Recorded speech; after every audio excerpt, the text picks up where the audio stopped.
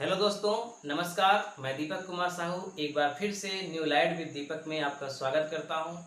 आज हम लोग बंटवारे से संबंधित चीज़ें देखेंगे कि एक ज़मीन या प्लाट को दो भागों में हम कैसे बांटते हैं। बहुत इंटरेस्टिंग वीडियो है, इसे पूरा देखिएगा। आप बहुत अच्छे से समझ जाएंगे कि प्रॉपर्टी का बंटवारा कैसे होता है। जैसे आपके सामने यहाँ पर एक प्लाट है। ये प्लाट सड़क के किनारे है, जिसकी चौड़ाई 50 फुट और इधर लंबाई 80 फुट है और इधर लंबाई 60 फुट है। यानी कि ये चौकोर तो है, लेकिन एकदम चारों ओर से इसकी भुजाएं बराबर नहीं हैं। तो अगर मान लीजिए कि भुजाएं बराबर जब रहती हैं तो उसे दो भागों में करना बहुत आसान होता है। इसे कोई भी कर सकता है। इसे हम क्या सीखें? ये तो बहुत सिंपल होता है। अगर ये भुजा यहाँ से यहाँ तक होती तो 50 फुट है तो 25 नाप के लाइन खींच देते, एक तरफ वाला एक का, दूसरे तरफ वाला दूसरे का। लेकिन यहाँ पर अगर हम 50 का आधा 25 से खींचेंगे लाइन, तो जो इधर है वो जिसके हिस्से में पड़ेगा वो जमीन कम है, जो इधर आएगा वो जिसके हिस्से में पड़ेगा वो जमीन ज्यादा होगी। तो अगर हम मान लें कि हमारे सामने दो भाइयों के बीच बंटवारा है, एक भाई का नाम है ए, एक भाई का नाम है बी। दो भाइयों की संपत्ति है, ये प्लाट है।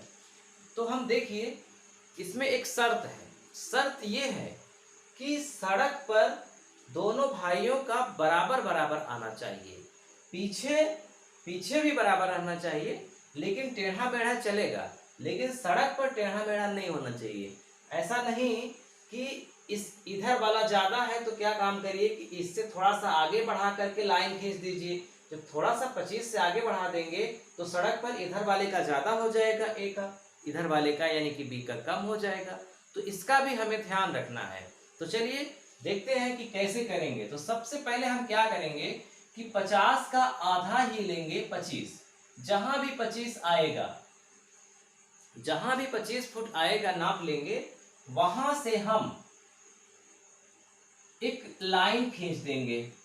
क्या खींचेंगे? एक लाइन। और लाइन कहां तक खींचेंगे ध्यान रखिएगा, ये जो भुजा है इसके ठीक सामने तक। अब हम इसको मिला देते हैं इससे। जमीन यहां तक है, लेकिन ये वाली भुजा जो 60 फुट है यहीं तक है।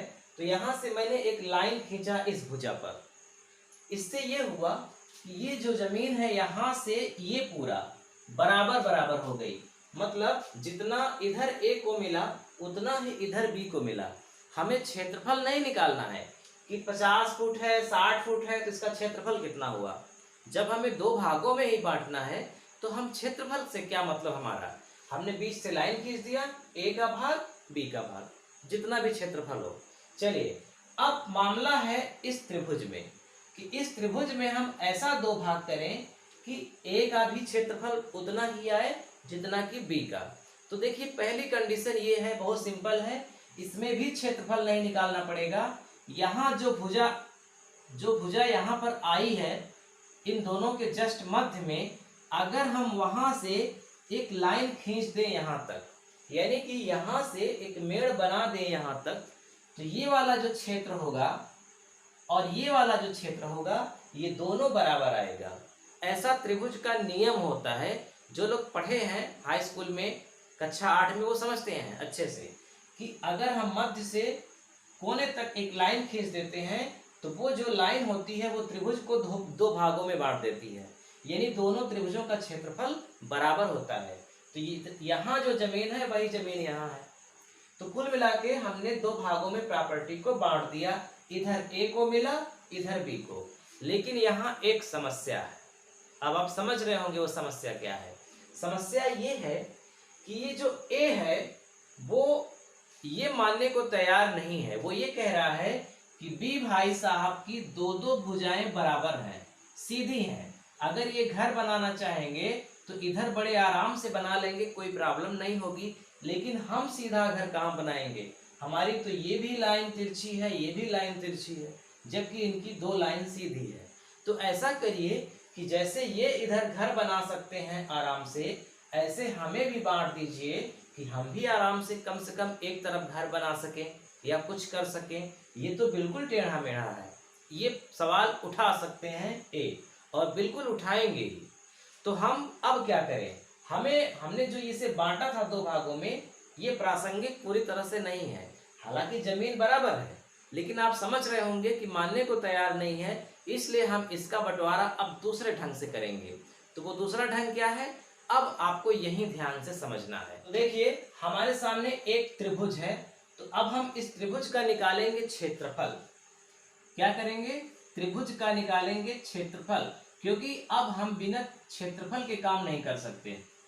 त्रिभुज का क्षेत्रफल, और त्रिभुज का क्षेत्रफल क्या होता है, अगर समकोण त्रिभुज है तो उसका क्षेत्रफल होता है कि लंबाई में चौड़ाई का गुणा कर दो और जो आए उसमें 2 का भाग दे दो। चूंकि लंबाई का चौड़ाई में गुणा करने पर जो क्षेत्रफल आता है वो वर्ग और आयत का आता है। अगर ये इधर ऐसे होता सीधा सीधा तो सही था, लंबाई गुणित चौड़ाई, लेकिन यहाँ से लाइन खींची है ना, यानी कि आयत का आधा हो गया है त्रिभुज, इसीलिए आधा किया जाता है 2 का भाग करके। तो त्रिभुज का क्षेत्रफल क्या होता है, लंबाई चौड़ाई के गुणनफल में 2 का भाग होता है। तो देखिए, 2 नीचे लिख दिए। लंबाई कितनी है, लंबाई का मतलब आप इसे मान सकते हो लंबाई, तो यहां से यहां तक कितना है, जितना यहां से यहां तक है उतना ही यहां से यहां तक है, यानी कि 50 फुट। तो यहां से यहां तक कितना है, 50 फुट, 50 लिख दिया। चौड़ाई कितनी है, यहां से यहां तक की लंबाई को चौड़ाई बोलेंगे। तो देखिए, ये यहां से लेकर के यहां तक 80 फुट है और यहां से लेकर यहां तक 60 फुट है।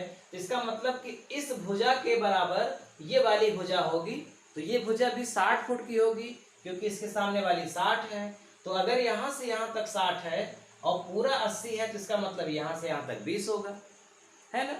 तो 20, अब क्या हो गया, 5 दूना 10, यानी कि आया 1000/2, यानी कि कितना आ गया, 500 वर्ग फुट। 500 वर्ग फुट इस त्रिभुज का क्षेत्रफल है। इसका मतलब ये हुआ कि ए को भी 250 फुट वर्ग फुट मिलना चाहिए और बी को भी 250 वर्ग फुट मिलना चाहिए, क्योंकि 500 वर्ग फुट ये पूरी जमीन है। अब यदि हम यहां से मान लीजिए कि अगर हम एक लाइन खींच दें, तो ए के मतलब ए है, ए के सामने वाली ये लाइन बिल्कुल ऐसी ही हो गई जैसे कि बी की है, यानी बी अगर एकदम सीधा 90 डिग्री का कोण इधर रखता है तो ए भी 90 डिग्री का कोण रखता है, यानी बी अगर इधर घर बनवाएगा तो ए भी इधर घर बनवा सकता है, भले यहीं तक था, आगे उसे बढ़ना पड़े। लेकिन मामला ये है कि हम कहाँ से लाइन खींचे, कहाँ से मेड़ बनाए। भाई यहाँ तक 25 फुट है, 25 के आगे कहाँ तक जाए कि खींच दें तो ये वाला और ये वाला बराबर हो जाए, मामला यही है। तो इसी को समझना है आपको। जो बच्चे तैयारी वाले हैं, पढ़ने वाले हैं, वो त्रिभुज का नियम पूरी तरह से समझते हैं, उनको दिक्कत नहीं होगी। दिक्कत होगी आम आदमी को। तो अगर आप आम आदमी ही हैं, आपकी तैयारी नहीं है, तो आपको मैं बहुत सिंपल ढंग से समझा रहा हूँ कि आप कैसे जानेंगे कि यहाँ से यहाँ तक, यानी कि 25 के कितना आगे बढ़ा के खींच दें तो ए और बी का बराबर हो जाएगा।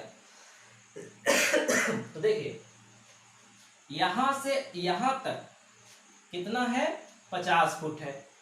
तो जब 50 फुट भुजा थी तो पूरा क्षेत्रफल कितना था, 500। यहां से यहां तक की भुजा 50 फुट थी, तो इसका पूरा क्षेत्रफल कितना था, 500। अब हम भुजा कितनी रखें कि उसका क्षेत्रफल हो जाए 250, 500 का आधा। इसका मतलब कि 500 बराबर 50, लेकिन यहां हम 50 का करते हैं वर्ग। आप समझिएगा, जो भुजा होती है, भुजा का वर्ग ही, भुजा के वर्ग के बराबर ही त्रिभुज का क्षेत्रफल आता है। तो 500 जो क्षेत्रफल था वो इस भुजा के वर्ग के बराबर था। अब हमें निकालना किसका है, 250 का। तो 250 बराबर क्या होगा, 500 का वर्ग 50 में 50 का गुणा करोगे, 5 पचे 25, 2500 हो जाएगा, बटे 500 का भाग दे दो और गुणा किसका करना है, 250 का, 250 का। तो जब आप इसे गुणा करेंगे तो 5 पचे 25 ये कट जाएगा, 25 पंचे 125 यानी कि 1250, यानी कि जितनी भी भुजा आएगी उसका वर्ग आएगा 1250। इसका मतलब हम 1250 का वर्गमूल निकालें। तो आप अपने कैलकुलेटर में जाइए या मोबाइल में, तो कैलकुलेटर में आप 1250 लिखिए और उसमें एक वर्गमूल का चिन्ह रहता है, ऐसे ऐसे चिन्ह रहता है। तो 1250 लिख करके ये वाला चिन्ह जैसे ही आप दबाएंगे आ जाएगा 35.36, 35.36 यानी 35 से थोड़ा ज्यादा। इसका मतलब हमें यहाँ से 35 फुट से थोड़ा ज्यादा मापना है, 0.3 यानी कि लगभग 4 इंच। यहाँ से यहाँ तक 35 फुट 4 इंच जहां भी आएगा आप वहां से लाइन खींच देंगे। तो यहाँ से यहाँ तक हो जाएगा 35.36।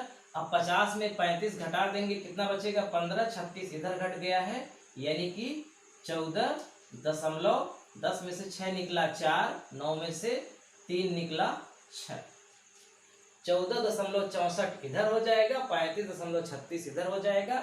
अब इसका जो क्षेत्रफल आएगा वो इसके क्षेत्रफल के बराबर होगा, यानी कि 250 वर्ग, 250 वर्ग। तो इस तरह से हमने इस संपत्ति को, इस प्लाट को बांटा। उम्मीद करता हूं कि आपको ये वीडियो पसंद आया होगा, पूरी बात समझ गए होंगे। अगर आपको ये चीज समझ में नहीं आया तो कमेंट करिएगा, मैं इसको और विस्तार से और डिटेल में समझा दूंगा। ये मैंने इसको शॉर्टकट में इसलिए